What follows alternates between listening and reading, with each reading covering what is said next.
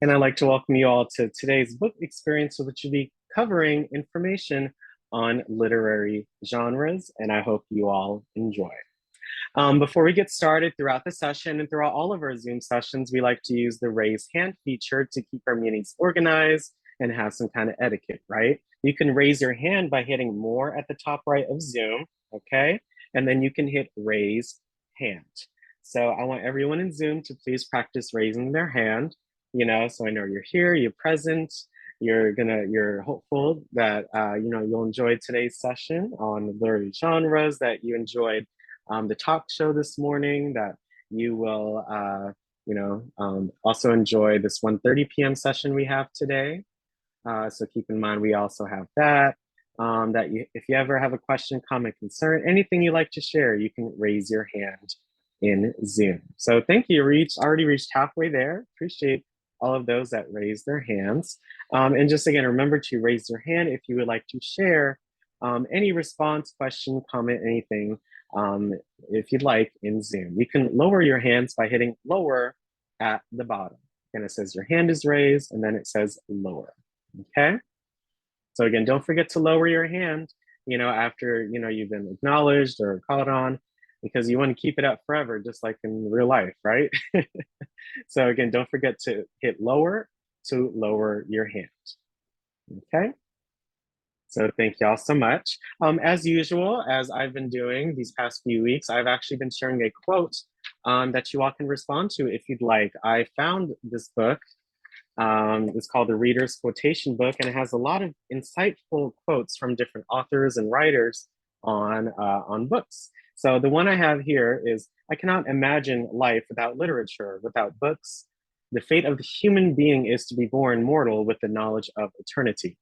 Lost in such a void of time, our own measured years are not long. But because we have literature, art, and music, our great past can become the present. We can span the gaps of generations and establish an intimate relationship with someone dead for hundreds of years. The life of the human being is a lonely life, but the lives of those who have denied themselves a knowledge of our common culture are doubtedly lonely. And this quote was made by Erik Christian Aagaard, and he was a Danish writer in the 1900s.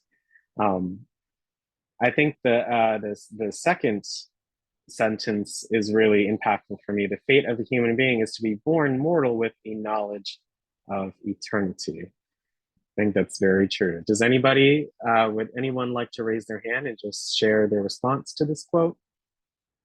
One or two hands, however you guys feel. If it resonated with you, what it made you think of. Thank you. We'll hear from Anne and Diane, and then we'll go on. Hey, Anne, how are you? Doing fair. How you doing? Good, good. Have a good day and a happy Easter. Um, I think that if more people, I don't want to hurt nobody's feelings, so I'm trying to put this in perspective.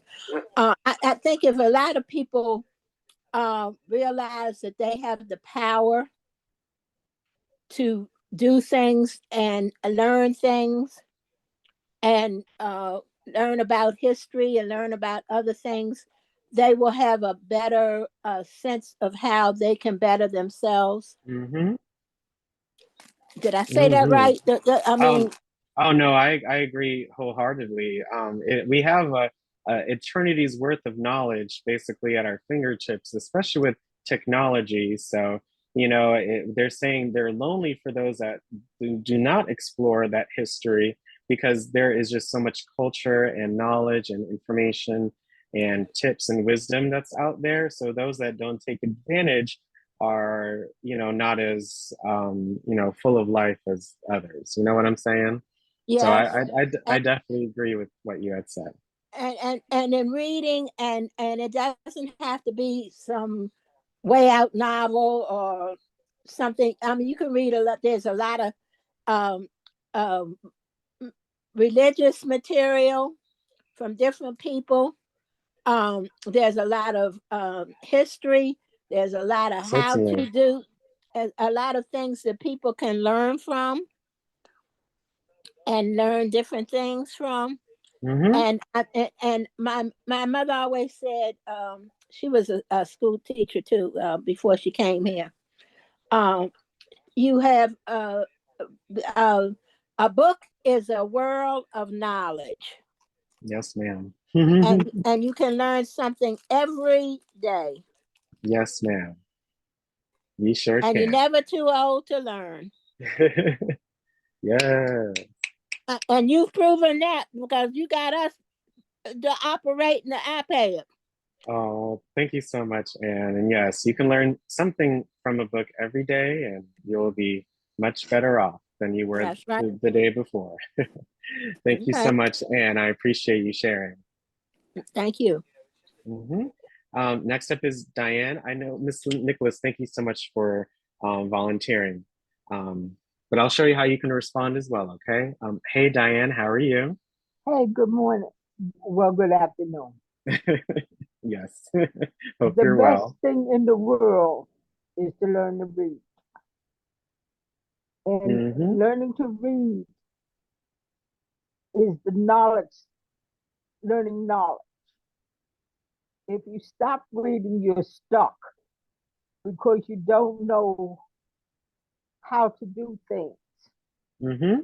And I didn't realize that I really couldn't read well until I applied to college and I couldn't read. But then I got married and lived in Alaska, and that's where I started really reading. Mm. Oh my goodness. And I've been reading since 1968. I know that's right, Diane. Huh? I said I know that's right. Right. Oh, okay. And my job was so boring that I used to keep a book on my arm with rubber bands, and Hmm. on my break I would read. I learned to speak better because I learned to read. Yes. I Hmm. learned to uh, do a sentence without using, without saying that, putting in different filler in words because I didn't know the right word to fill in. Hmm. Hmm. And that's why it's important. It's not what you read, just read something every day. Mm. It's Even not, if it's wow. a paragraph, just read a paragraph. Hmm. And the more you read, the more you like it. Mm. And at this point, I'm up to 294 weeks reading. Mm. That's how Yeah, long I've been reading. I Because know I'm that's trying right, to Diane. find out what the world's record is how long you can read. Oh wow. Oh my And I goodness. Thank know you I've so read much. over 1,000 books. And I read everything. I, Everything. Wow. it took me one time, it took me 9 months to read a book, but I was determined not to put that book down because you don't learn nothing if you put them down. You're right about So, that. so my thing is start your kids reading early, even if it's nothing but a paragraph a day. Just let them Mm. read to you. That's how Mm. I also improve my vocabulary, but I can't spell a lick. I, I, can't, I can't even write a sentence, but I can read.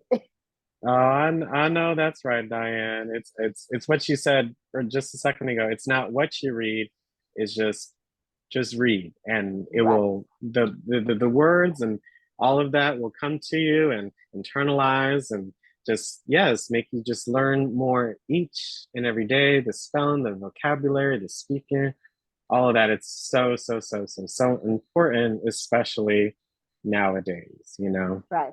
And when I read Prime reading on Amazon, and Mm-hmm. when I don't know the word, I put my finger on it, and it give me the definition of the word. Yes, ma'am. So you learn I've how, showcased that. right, and you learn how what the word means in the context of a sentence. Yes, yes. That's And all that, I could talk forever about this, but I'm through. oh no, thank you so much, Diana. Your words are very inspiring, so I appreciate you so much. Thank you. Thank you. I know we have a lot of hands up, but we only have an hour together, but I really do appreciate all of your thoughts. And you can share them through the chat, okay? If you want to just share your thoughts or any comments, you have a question, you want to send your resources, information, hellos, your greetings, any responses, you can utilize the chat. You do that by tapping more at the top right, okay? So I want everyone in Zoom to please send a chat. You know, if you had your hand raised, you can also share it here as well. You hit more, okay? And then you're gonna hit chat. So so on your end, chat will be the first one. When you hit chat at the bottom, it says tap here to chat. And then you type in your message. So I'm just gonna simply send a hello. And I'll include some water because it was raining outside. But you can share anything you like. A good afternoon. Hope you're having a great Wednesday, happy middle of the week. It's International Scribble Day today, as you all can see in my background. So there's lots and lots to celebrate today. And again, always thanks for coming on. So again, you tap more, then at the bottom, you type your message in, like happy Wednesday if you want. And then I can add some emojis as well, just like before. Okay. So yeah, you can also send a picture. If you hit the plus sign, you can also add a photo to the chat as well. So if I hit photo, I can add in any photo that I want. So let me choose this one just because. And I can then send it using this blue button as well. And then I can do that also on my phone. And you can, again, you can put anything you'd like in the chat. I will put, let's see, this is what I had or made for lunch. So let me add this picture. So you can share what you had for lunch. You can share your response to that quote we just had. You can share a photo if you want. So just everyone, please share a chat in Zoom and definitely reading. We're happy, we're alive. Thank you so much. Happy Scribble Day. Yeah, good afternoon. I know that's right. Good afternoon on this lovely rainy day. Thank you. And yeah, so thank you all so much for sharing a chat today. And please make sure to utilize the chat during every Zoom session that we attend. So thank you all so much. In addition to sharing that, just in the chat, what is your favorite type of book? Fiction, nonfiction, novels, or fantasy? Please share it in the chat as well. So it could be anything. What you're eating for lunch today? What's your favorite type of book? Just a hello, anything you'd like to share, I would appreciate that.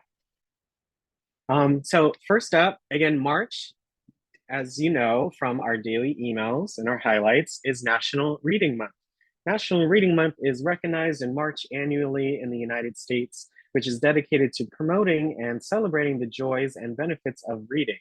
It encourages people of all ages to develop and maintain a love for reading by participating in various literacy-related activities such as reading challenges, book clubs, author events, and community read aloud sessions. National Reading Month aims to foster a lifelong appreciation for literature and improve literacy rates across communities. I have 2 videos here that just talk about different kinds of books and reading, and I thought they were quite interesting. So hope you all enjoy and learn something new. Hey there, Theo here. Did you know that reading can teach you new skills, introduce you to new cultures, and spark powerful emotions? I like books that teach me new things in a variety of different styles. I like comic books and graphic novels, where I really get to see what the characters are thinking and feeling. And sometimes I like books with beautiful painted illustrations that bring the story to life. Poetry books help me slow down and use my imagination. It's amazing how much can be said in just a few words. When I'm on vacation, I like to bring along a chapter book. There's nothing better than a good book by the beach. Grab a friend and let's read together. March is National Reading Month. Celebrate the power of reading by visiting k12.com. Hi, I'm Theo. I love books and I love reading. Reading can open up your imagination, introduce you to new people, take you to new places, and much more. I like books that take me to new places, both real and imaginary. I can read what it's like to walk on the moon, like in this book about the space race. Or learn about the Sahara Desert in Africa, where camels live. Did you know that camels don't sweat? They keep all their water stored away for when they need it most. It can travel to dreamy, faraway places. Go back in time to a medieval castle. And even explore the evolution of technology. See that machine? That is Benjamin Franklin's printing press. I bet it looks very different from the printer you have at home. Where do you want to go when you explore a book? Pick a book today and let's read together. March is National... So again, just more insight on reading and why it's, definitely important and vital and beneficial to read every day. So reading, what are literary genres? Which is what we'll be talking about today. A literary genre is a category that authors use to describe the primary content and tone of their writing. The genre an author chooses can help them determine what type of plot, characters, and setting to create. Literary genres typically describe writing styles such as poetry, essays, novels, short stories, and plays. And different books may comprise more than one type of genre, but most have a primary category they fall into. A novel could be a historical fiction piece with aspects of the romance genre. So in summary, books can have different categories, but most have a primary category, which then the plot and characters or settings are kind of put into that genre. You know what I'm saying? Elements found within literary genres. As you know, there's an antagonist of the story, which is a character who provides conflict for the protagonist by creating challenges. And speaking of the protagonist, of course, is the leading character in a piece of writing. One important element that's found throughout pieces of writing are themes, which are underlying ideas or morals or understandings that us as readers will learn from just reading that text or that piece of work. You may have heard of these different components of reading as well. So there are literary devices, elements, and techniques. So devices are used to create effects and enhance language. So if you've heard of metaphor, a comparison, a simile, which is also a comparison using like or as. There's personification, so giving personal qualities to something that's like inanimate or not real. And there's alliteration, so like a phrase like silly Sandy, like SS, that just emphasizes certain parts of the sentence to create effects. You have your literary elements. So we just talked about characters and theme, but there's also plot, setting, point of view. These are the fundamental building blocks of literature that shape the structure and meaning of a work. So if you change the setting of a story, it changes the whole meaning and structure of the work. So anything that you change does affect all the other elements that are there. And you also have techniques. So as we especially learned about the techniques reading our last book, because we talked a lot about foreshadowing or thinking of what may happen based on what we already read. You have symbolism, so different objects in the book have a meaning beyond what they actually are. You have irony, so things that are ironic, or you have imagery. So especially with that last book, the author did a really great job of painting a picture, as you may say, in the book to really showcase and to help us visualize the setting that the story takes place in. So again, we have literary devices, elements, and techniques, and we use those to then understand a piece of work based on what is presented to us. So one literary genre, of course, is fiction. Very, very big. There's literary fiction that involves information that describes imaginary people, settings, and events.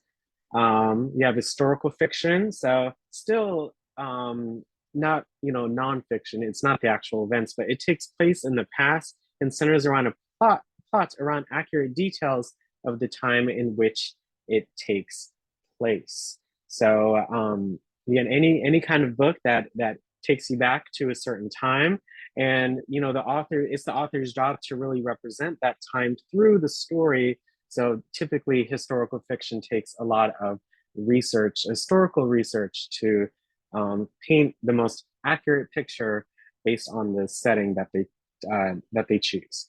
You also have science fiction, which involves stories that are inspired by scientific concepts like physics, astronomy, anthropology, chemistry, or astrophysics. So we read Einstein's Dreams a couple of months ago. That would be an example of science fiction, right? So these are some of the main types of fiction that you'll see out there. Some examples of literary fiction includes The Great Gatsby, 1984, Beloved, To Kill a Mockingbird. Some very popular examples of historical fiction includes Gone with the Wind, Things Fall Apart, Les Miserables, Pride and Prejudice, very, very popular pieces of historical fiction. And you also have science fiction. So 1984, you notice that it's under literary and science fiction, right? You have The Clockwork Orange and the Lord of the Rings trilogy. These are some examples of these different types of fictions that are out there. Next up, I have a video that talks about how fiction can change reality, how the power of reading and writing these fiction tales can actually influence our reality in real life. And I hope you all enjoy.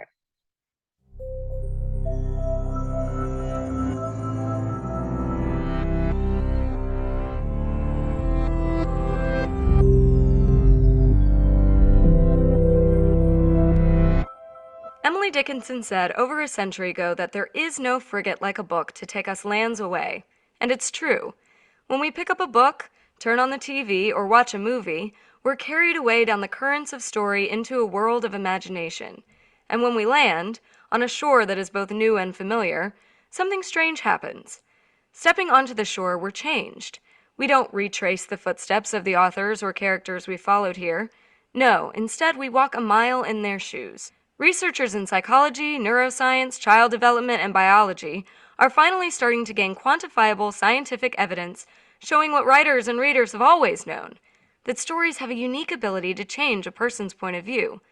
Scholars are discovering evidence that stories shape culture, and that much of what we believe about life comes not from fact, but from fiction. That our ideas of class, marriage, and even gender are relatively new, and that many ideologies which held fast for centuries were revised within the 18th century and redrafted in the pages of the early novel. Imagine a world where class and not hard work decide a person's worth. A world where women are simply men's more untamed copy. A world where marriage for love is a novel notion. Well, that was the world in which Samuel Richardson's Pamela first appeared. Richardson's love story starred a poor serving-class heroine who was both morally superior and smarter than her upper-class suitor. The book, challenging a slew of traditions, caused quite a ruckus. There was more press for Pamela than for Parliament. It spawned intense debate and several counter-novels. Still, for all those who couldn't accept Pamela, others were eager for this new fictional world. This bestseller and all its literary heirs, Pride and Prejudice, Jane Eyre, and yes, even Twilight, have continuously shared the same tale and taught similar lessons, which are now conventional and commonplace. Similarly, novels have helped shape the minds of thought leaders across history. Some scholars say that Darwin's theory of evolution is highly indebted to the plots he read and loved. His theory privileges intelligence, swiftness, and adaptability to change, all core characteristics in a hero. Whether you're reading Harry Potter or Great Expectations, you're reading the kind of plot that inspired Darwin. Yet recent studies show that his theory might not be the whole story. Our sense of being a hero, one man or one woman or even one species, taking on the challenges of the world might be wrong. Instead of being hardwired for competition, for being the solitary heroes in our own story, we might instead be members of a shared quest, more Hobbit than Harry. Sometimes, of course, the shoes we've been walking in can get plain worn out. After all, we haven't walked just 1 mile in Jane Austen's or Mark Twain's shoes. We've walked about 100 trillion miles in them. This isn't to say that we can't read and enjoy the classics. We should travel with Dickens. Let Pip teach us what to expect from ourselves. Have a talk with Austen and Elizabeth about our prides and prejudices. We should float with Twain down the Mississippi and have Jim show us what it means to be good. But on our journey, we should also keep in mind that the terrain has changed. We'll start shopping around for boots that were made for walking into a new era. Take, for instance, Katniss Everdeen and her battle with the Capitol. Can Hunger Games lead us into thinking about capitalism in a new way? Can it teach us a lesson about why the individual should not put herself before the group? Will Uglies reflect the dangers of pursuing a perfect body and letting the media define what is beautiful? Will Seekers trot a path beyond global warming? Will the life and death struggles of Taklo, Kalik, Lusa, and the other bears chart a course for understanding animals and our place in their world? Only the future will tell which stories will engage our imagination, which tales of make-believe will make tomorrow. But the good news is this: there are new stories to venture in every day, new tales that promise to influence, to create, and to spark change, stories that you might even write yourself. So I guess the final question is this: what story will you try on next? So I hope that gave you more insight on how fiction can change our reality. And that was quite interesting to see. There are also other literary genres out there like horror and tragedy. Horror is meant to shock and frighten readers. We all have, most have seen a horror film, and, it definitely causes, will build suspension and causes tension for the reader. We also know a lot about tragedies, which elicit feelings of sorrow. And these stories involve characters who experience some kind of hardship that causes emotional pain. Some examples of horror books can include Dracula, Frankenstein, and Bird Box, which was actually created into a Netflix film of the same name. For tragedy, we all know, Shakespearean tragedies like Macbeth and Romeo and Juliet, but also one of Mice and Men was a very popular tragedy. So this video, what makes a good horror story? So how to make your writing suspenseful? I think this is just an interesting tidbit of information.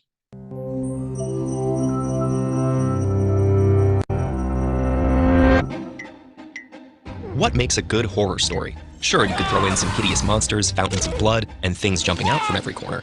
But as classic horror author H.P. Lovecraft wrote, the oldest and strongest kind of fear is fear of the unknown. And writers harness that fear, not by revealing horrors, but by leaving the audience hanging in anticipation of them. That is, in a state of suspense. The most familiar examples of suspense come from horror films and mystery novels. What's inside the haunted mansion? Which of the dinner guests is the murderer? But suspense exists beyond these genres. Will the hero save the day? Will the couple get together in the end? And what is the dark secret that causes the main character so much pain? The key to suspense is that it sets up a question, or several, that the audience hopes to get an answer to, and delays that answer while maintaining their interest and keeping them guessing. So what are some techniques you can use to achieve this in your own writing? Limit the point of view. Instead of an omniscient narrator who can see and relay everything that happens, tell the story from the perspective of the characters. They may start off knowing just as little as the audience does, and as they learn more, so do we. Classic novels like Dracula, for example, are told through letters and diary entries where characters relate what they've experienced and fear what's to come. Next, choose the right setting and imagery. Old mansions or castles with winding halls and secret passageways suggest that disturbing things are being concealed. Nighttime fog and storms all play similar roles in limiting visibility and restricting characters' movements. That's why Victorian London is such a popular setting. And even ordinary places and objects can be made sinister, as in the Gothic novel Rebecca, where the flowers at the protagonist's new home are described as blood red. 3. Play with style and form. You can build suspense by carefully paying attention not just to what happens, but how it's conveyed and paced. Edgar Allan Poe conveys the mental state of the narrator in The Telltale Heart with fragmented sentences that break off suddenly. And other short declarative sentences in the story create a mix of breathless speed and weighty pauses. On the screen, Alfred Hitchcock's cinematography is known for its use of extended silences and shots of staircases to create a feeling of discomfort. 4. Use dramatic irony. You can't just keep the audience in the dark forever. Sometimes, suspense is best served by revealing key parts of the big secret to the audience, but not to the characters. This is a technique known as dramatic irony, where the mystery becomes not what will happen, but when and how the characters will learn. In the classic play Oedipus Rex, the title character is unaware that he has killed his own father and married his mother. But the audience knows, and watching Oedipus gradually learn the truth provides the story with its agonizing climax. And finally, the cliffhanger. Beware of overusing this one. Some consider it a cheap and easy trick, but it's hard to deny its effectiveness. This is where a chapter, episode, volume, or season cuts off right before something crucial is revealed, or in the midst of a dangerous situation with a slim chance of hope. The wait, whether moments or years, makes us imagine possibilities about what could happen next, building extra suspense. The awful thing is almost always averted, creating a sense of closure and emotional release. But that doesn't stop us from worrying and wondering the next time the protagonists face near certain disaster. TED-Ed is a nonprofit. If you value... So again, just a bit on how horror stories make their writing suspenseful. And wow, I was certainly a little shocked myself. The next part is for tragedies. And this is just a quick video on all about William Shakespeare. You know, a Shakespearean tragedy is definitely the most famous out of all other types. So let's learn a little bit more about William Shakespeare and how he came up with his tragedies. So who was William Shakespeare again? Well known, the Bard was an English author of famous plays about a lot of different things, and he lived during the Elizabethan era. But why is Shakespeare considered such a great artist? Born in England in 1564, he started his career as an actor and playwright as a member of the actors group the Lord Chamberlain's Company, which would later become the King's Company. They played in several theatres until they eventually built the famous Globe Theatre, their very first own stage. As there were only male members in the company, every role had to be played by men. But that wasn't the reason why Shakespeare's plays like Othello or Hamlet were very popular. To match the various tastes of a diverse audience, Shakespeare created texts of high complexity, containing relatively simple plots, as well as subtle nuances. Being the key to his success, his stories also contained multiple interlocking plots, twists and confusions, containing something for everyone in the audience. So it wasn't just the common people who enjoyed his works, his company even played at the King's Court for the amusement of the aristocracy. Besides the plays, Shakespeare also wrote a multitude of sonnets and poems. At first, his work consisted almost exclusively of histories and comedies, like A Midsummer Night's Dream and Henry VI. Later, tragedies like Hamlet also became part of his portfolio. In his work, Shakespeare used his own special language, rich in metaphors and vivid images. He even created new words which became firmly established.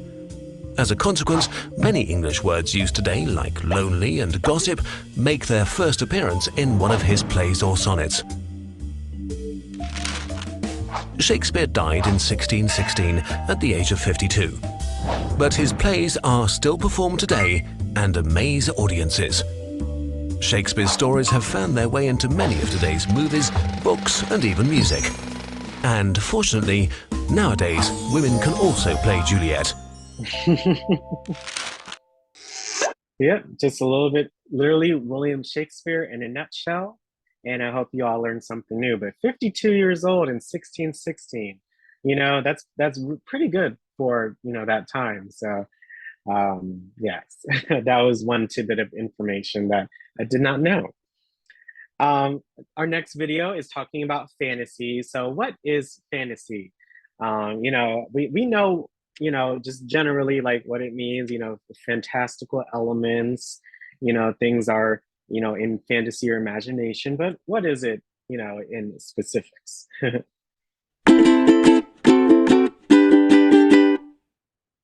Genre. Now that's a fun word to say. Genre. That sounds French. Do you know what a Oops, sorry about that.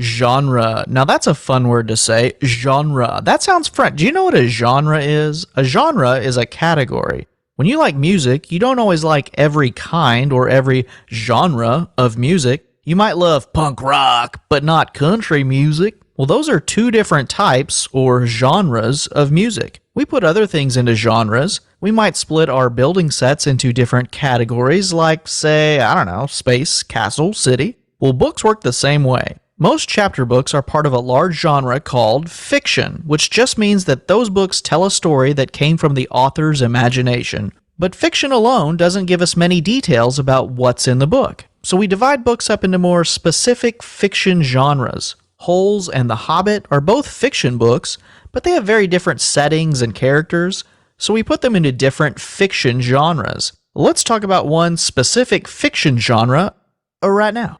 You know those books that have wizards and dragons and unicorns and elves, stuff like that? We call those kind of stories fantasy. The word fantasy basically means imaginary, make-believe, or pretend, and comes from an older word meaning visions or dreams, the same old word that gave us phantom. Fantasy books come from imagination, but all fiction comes from imagination, so what makes fantasy different from other kinds of fiction?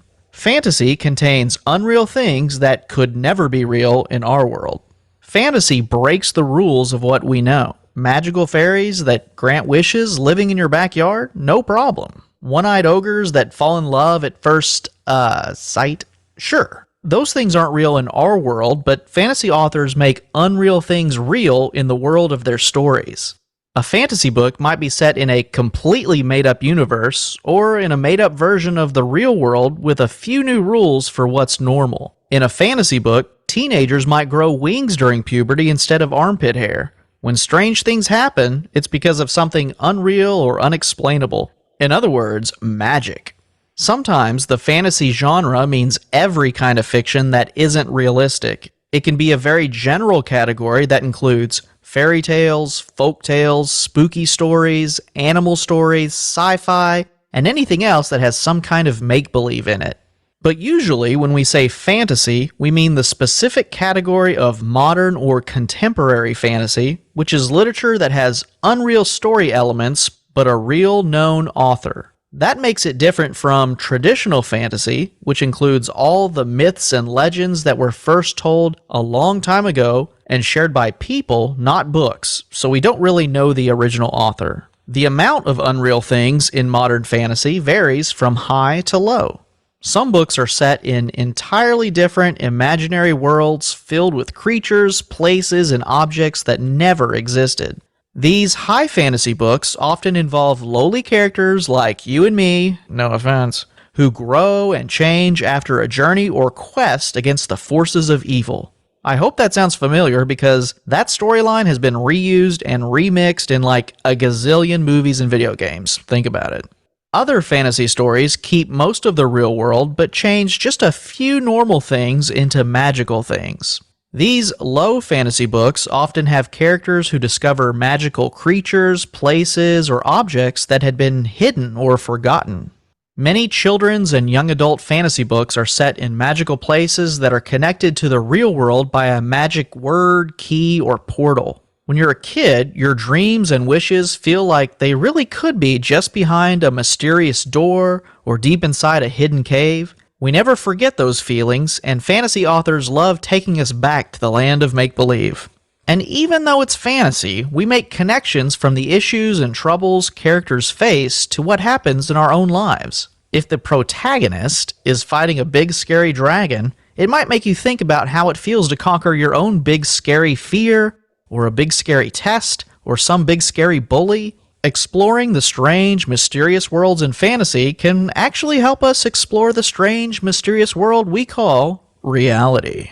So that's fantasy. It's set in imaginary worlds where things are unreal because of different rules or magic. That's why we love it. Anything can happen. Fantasy authors dream up anything from a magical stone to a magical galaxy and bring us along for the ride. Fantasy uses imaginary things to help us understand and deal with real things. When you read about an average kid who learns new skills and overcomes problems to become a hero, you might start thinking you can do that in your own life. And guess what? You can. You probably already do. It's not just a bunch of, hey, fantasy. Yeah, fantasy can help us understand and solve our real life challenges. Quite an interesting take, right? One of the last literary genres we're going to go in specific, which may be the most elementary, but I think can be some of the most important, which are fables. You all have heard of fables, right? These are short stories that teaches the reader a lesson or shows a moral dilemma that is overcome. So we've all, heard of the tortoise and the hare. What was the moral lesson from that fable? It was slow and steady wins the race, right? Patience, all of that good stuff. The goose that laid the golden egg. The lesson from that fable was too much greed will lead to great loss. The boy who cried wolf. A liar is never believed, even when he speaks the truth. And again, if you know the story, that definitely makes sense, and yes, can also apply in real life. And we also have the ugly duckling, and that basically says don't judge others based on external appearances. So these fables, they're short stories, and are immersed in the world, but they also teach very important lessons and morals to kids, to adults, to anybody that reads those. One example that we're going to actually watch together and actually answer some questions is, have you all heard of The Ant and the Grasshopper? So this short film is the fable, but just in animation form. And afterwards, we'll take a few minutes to then discuss the film, and I have some questions for you all as well. So I hope you enjoy. Aesop's Fables, The Ant and the Grasshopper.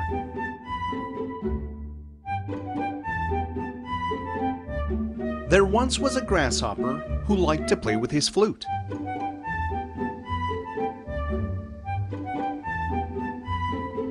Then one day he met a large group of ants, all of them carrying lute. "What are you doing?" asked the grasshopper, wanting to know. "We are gathering food for the winter," they replied, "before it starts to snow." But the grasshopper played with his flute without a single care.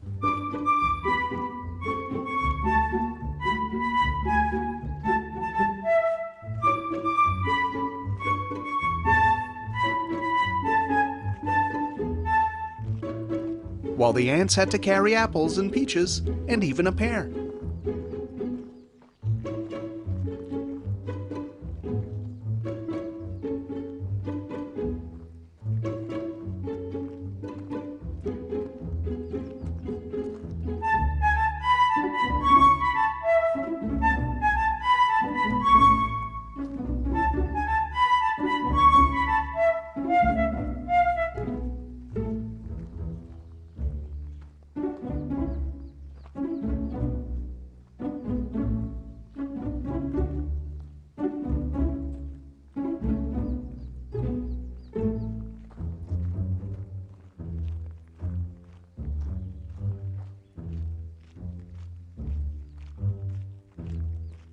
Then the grasshopper saw a berry and took it in one go.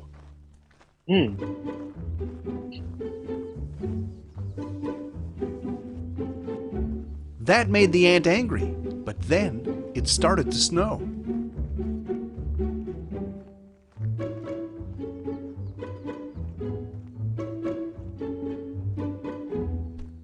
The ant took the berry back and quickly ran away.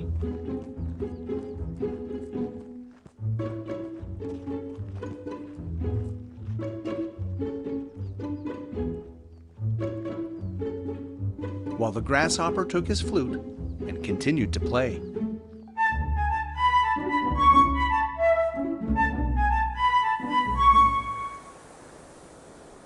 Then a blizzard came around, and the grasshopper had nothing to eat. So he went to the ant's home, hoping to meet.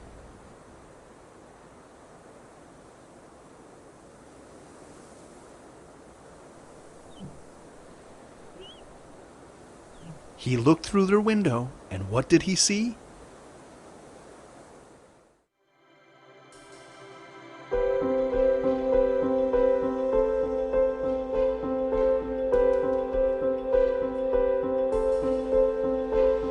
He saw ants laughing and eating and all full of glee.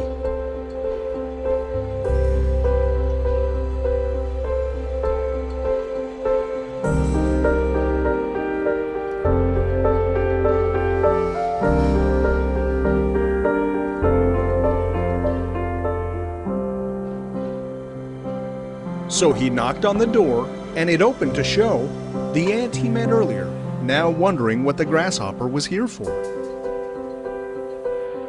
"Can I have some food?" asked the grasshopper, hoping for a bite. "You did no work," said the ant, "so nothing for you, and it serves you right."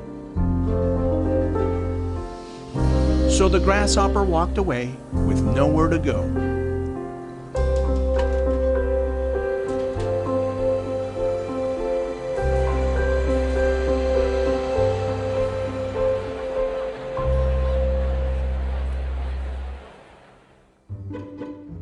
But he learned his lesson next summer and was now in the know. Today, he helps with the work and has made amends.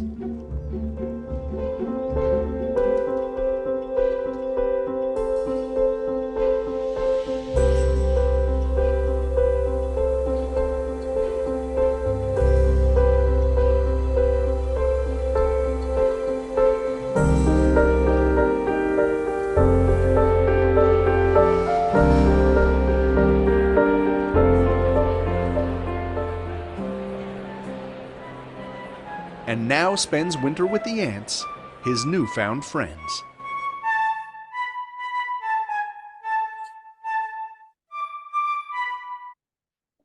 So that was the ant and the grasshopper. So that was quite an interesting tale. At this point, if you would like to answer one of these questions from this short film, please raise your hand in Zoom. What lesson can you learn from the story of the grasshopper and the ant? What might have happened if the ants had also spent the summer singing and dancing instead of working? How do you think the grasshopper felt when he realized he had no food or shelter for the winter? Or how can you apply the lesson from this story to your own life? Are there things you should be doing now to prepare for the future? So anyone would like to respond, please raise your hand in Zoom.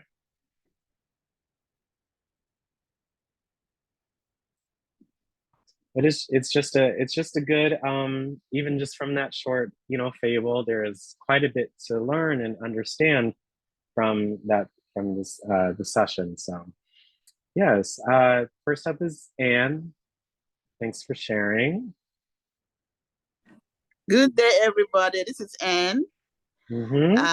The ant and the grasshopper, this is the real life of everyone. So far, what I learned is like when you're young, when everybody is doing something, follow them and do the same thing. So at the end of the day, you won't be left out. When everybody's gathering education, money, trying to make sure their old age is good, don't say, oh, I have time.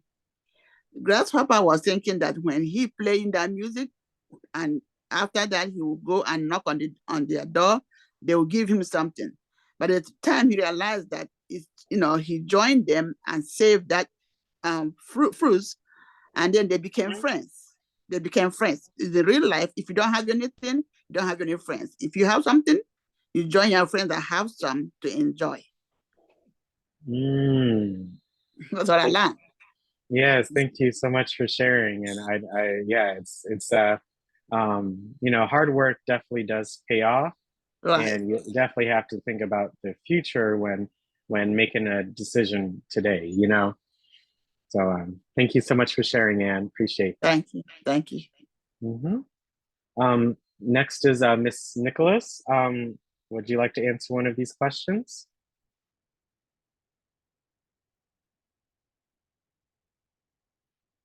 You have to unmute in the middle, Miss Nicholas.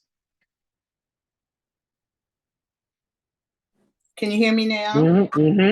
Good afternoon, literary family. This is your new co-sister, Day-Ann, like Day-Ann Night, Day-Ann, like Diane. Hi, Diane. This kind of brings to mind many of us as seniors and in preparation for our future, things that we need to get in order. As the quote, get your house in order. So I'm thinking many of us are at the point now where we need to get our house in order. Wow, thank you so much for sharing. Wills, preparing our wills and the likes. Yeah. Executors, appointing our executors and all of that, having things ready.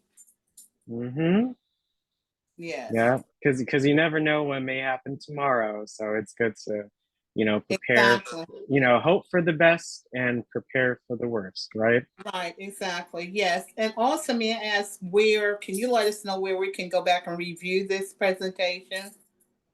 Sure, Ms. Nicholas. So just as a, just as a reminder, so thank you for joining.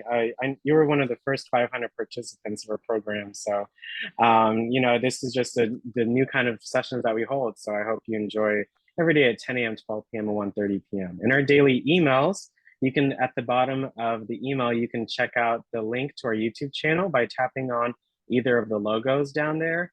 And not all, but most of our sessions are posted on that YouTube channel. So this one will be. Sometimes our book club is not recorded, but this one will be. So this will be reviewable on our YouTube channel. So check out our daily email at the bottom for that link, okay? Okay, and that's for the genres. That's what I'm speaking of specifically. Yes, ma'am. Okay. But you can also see our other YouTube videos that we've posted. We've posted there's over 300 videos on our YouTube channel. So there's a lot to explore, okay? Okay, very well. Thank you. No problem, Ms. Nicholas. You have a great rest of your day. And Day-Ann is fine. Day-Ann, like Diane, Day-Ann Night, Day-Ann. Oh, thank you, Diane. Have a great day. Okay. Don't forget to lower your hand. Next up is Gracie. Thanks so much for volunteering. Hope you enjoyed today. Yes, I did. Number 1 and number 4. Number 1, it takes me back to when I was a child. My father rented a half acre of land from somebody that lived near us, and he made a farm, like a garden, a big garden. He raised everything that you could possibly raise, and we had plenty, while it was in season, but we always canned the vegetables. He built what we call a hole in the ground to put the potatoes in there to last through the winter. So, he always was prepared, for what was to come, not just today. And on number 4, I wanted my father's sisters. They didn't believe in banks, but they saved their money in the post office boxes. And she told me, said, Gracia, whenever you get $1, she said, take a dime and put it somewhere. Don't touch it unless it's a matter of life and death. She said, that way, if it comes up a situation where you need, she said, you don't ever have to beg, you don't have to borrow. I learned that from her. And so those 2 things have followed me all my life. Oh, I Prepare love for tomorrow. That. Yes. That's Wow. it. That's so important. Not everyone gets that piece of advice. You have to prepare for the future, hope for the best, prepare for the worst, and always have a plan B and sometimes a plan C, because things may something tomorrow is never guaranteed. So it's always good to be prepared. Thank you so much, Gracie. You're welcome. And last up for our answer the grasshopper questions is Louise. Louise, would you mind answering maybe 2 or 3 for me, to kind of explore those ideas as well? But thanks so much for coming on. Yeah, where am I? Oh, what lesson can I learn from the story of the grasshopper and the ant? I mean, my whole life, because we really need to make preparation. And we start when we're young, how we were raised too, as Gracie said, because we always have a little piggy bank and put a little small money. And then sometime Christmas time, we would open it up so we can buy something special in the country where we were. And so we have to make preparation.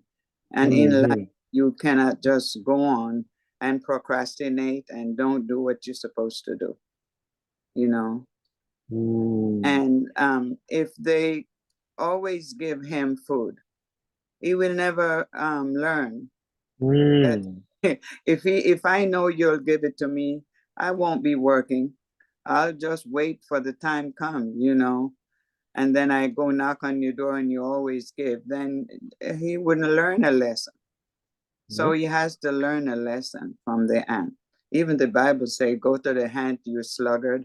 They make preparation in the winter and they're smart. They collect their food and put it away so they know they'll have it, you know. Yeah, yes. And that goes into number 3. So the grasshopper, you know, after that interaction where, you know, he literally heard you didn't do any work. So you cannot get any food, you know, that, you know, probably made him feel some type of way, and thought about his actions where he, you know, just did his own thing, but he wanted, you know, he wanted the reward without the work.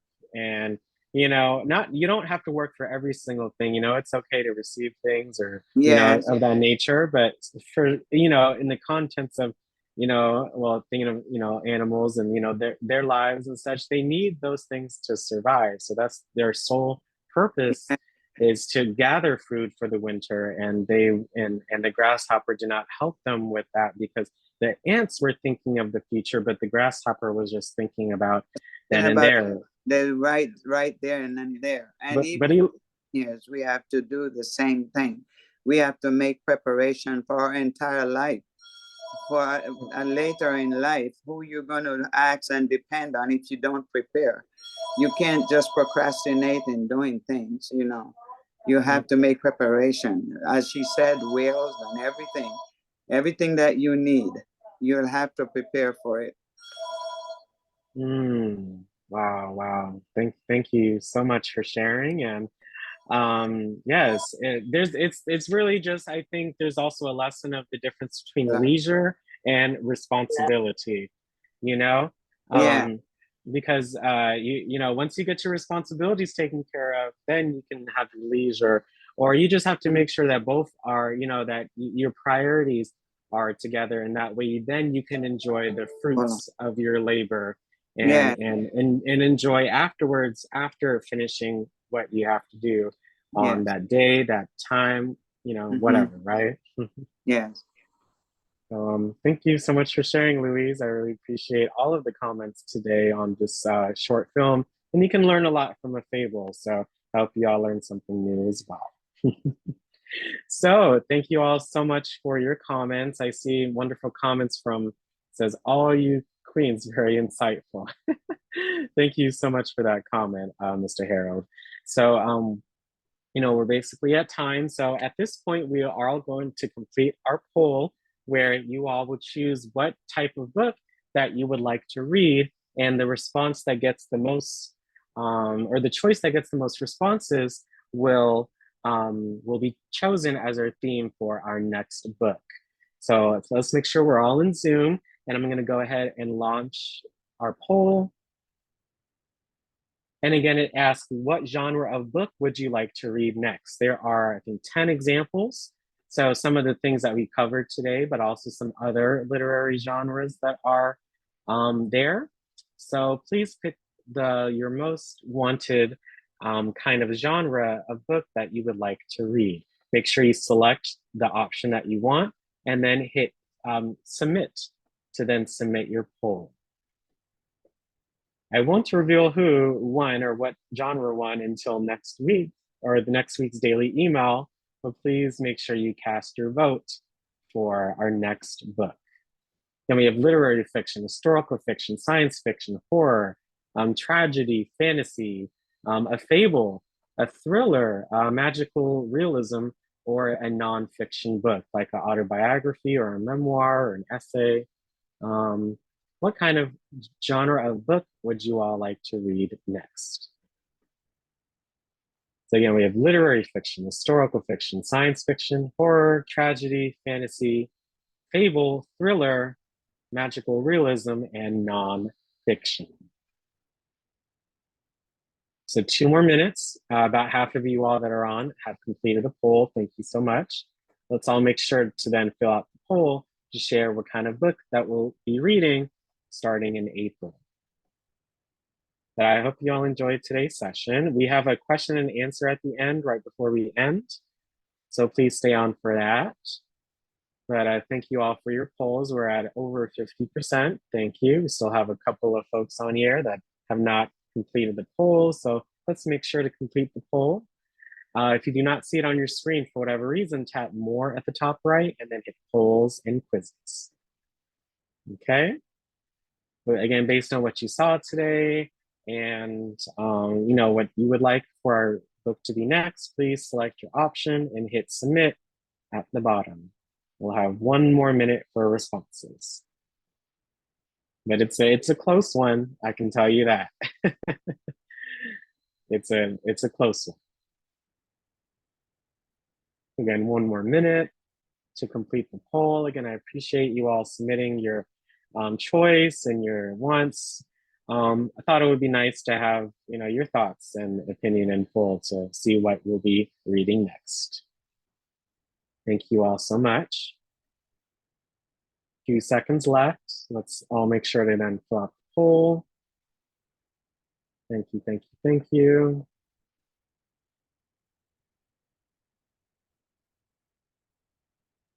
Very, very close, you all. But whoever is in second place will read that next, and whoever is in third place will read that afterwards. So, wow. Thank you all so much for filling out the poll. And we do have a winner from the list that that was provided. So I really look forward to picking a book in that genre for you all. So thank you all so much for filling out the poll. I appreciate that. For the last 5 minutes of today's session, and again, we do have to end at 1:10 today. What is one new fact that you learned today? What was your favorite part of today's session? The videos, the genres, any part of today's session you just like to share what you enjoyed? What is your favorite type of book? And how can reading books improve your daily life? So again, any last thoughts, any responses to today's questions, please raise your hand in Zoom and we would love to hear from you today. And what is one new fact that you learned? What was your favorite part of today's session? What is your favorite type of book? And or how can reading books improve your daily life? So please raise your hand if you would like to share 1 or more responses for these questions. But again, I hope you all enjoyed today's session. It was a pleasure to create and share some information about literary genres with you all today. So any responses to the questions? Just, 1 or 2 folks until we have to end for today. You can also put in the chat. Thank you, Mr. Harold. That's what I intended for the poll, so I appreciate that. Reading is the key to life and living. Reading helps us understand and appreciate other cultures.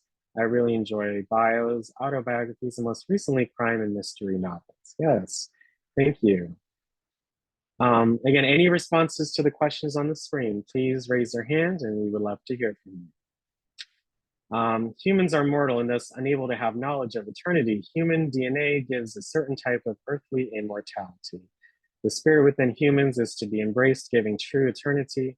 Various writings and storytelling allows us to span generations from the writer or storyteller. Yes, thank you. That's very true, Mr. Harold. I appreciate your insight as always. Thanks again for volunteering, Gracie. Hope you enjoyed today's session. Yeah, I did. Number 4, how can reading books improve your daily life? I've always been an avid reader. I mean, like sometimes now, like you, for instance, I'll just give an example. You're under the doctor's care and they'll tell you yakety, yakety, yak, right? You get a symptom that doesn't go along with what they told you. So I go to the readings like the Mayo Clinic, the Cleveland Clinic, John Hopkins, and read up on these things. And it helps me to understand. I don't have to call the doctor back because it'll give you an understanding of what's going on, and just reading all types of novels. I used to love to read the Gothic mysteries, but now I read any kind of book. It's just reading is just the thing for me. It takes up time. I learn, and they can be a fiction, nonfiction, biography, autobiography. I just want to read. Oh, yes. Yeah, so it really improves my everyday life by having something to read. Yes. Yep, and you can hold an actual book. You can look up info on your iPad. You can read books from your iPad. You can go to the library and explore different books. You can hear, just that activity of getting information and just learning and communication is just so important for many parts of your life, and it gives you that sense of knowledge is power. So when you have that knowledge, you really feel like you can really make a change in your own life, and with that knowledge that you learn from reading those books. I started writing a novel, and the old discs used to save them on, had the metal around the square, and one of the kids got it and broke the metal part on it, and I forgot the story, so I could never finish it. Oh, goodness. Wow. I forgot how I started it, so I said I have to start all over again. But that's okay, because stories are being written and unfortunately unwritten at all times. So, Right.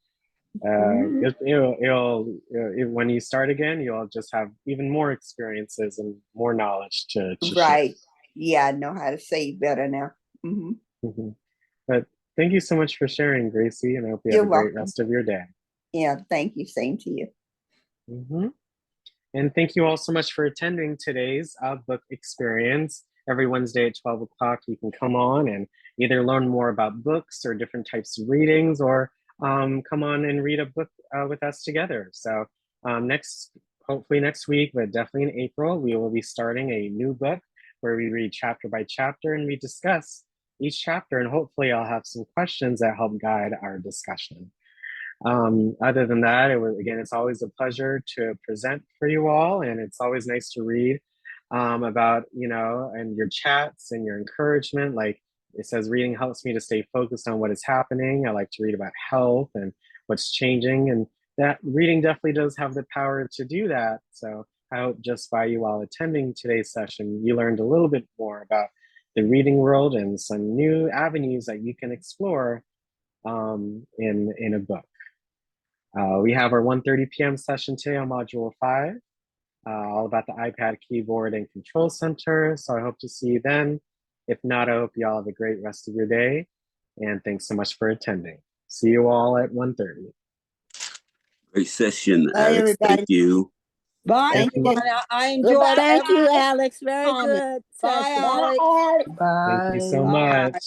Have a Bye. great day. Bye. Thank Thank you. you. I look Hello, forward to our next everybody. book. Thank you. Me too. Everybody. See you all at 1:30. Thank you so I much for couldn't get coming on. on. Bye-bye. Have a good day. Thank you so Thank You much. the same now. Let me finish. See you all tomorrow. Yep.